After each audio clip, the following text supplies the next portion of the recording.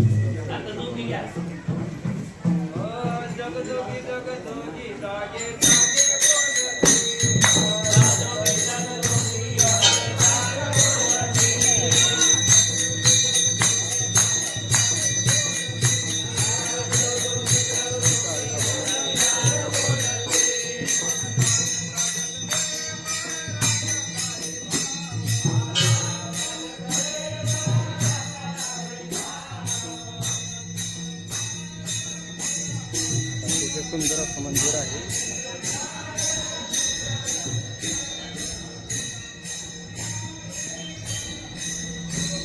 मंदिराच्या पाठीमागची बाजू आणि आम्ही ज्या दिंडीमधून पायी प्रवास करतो पंढरपूरपर्यंत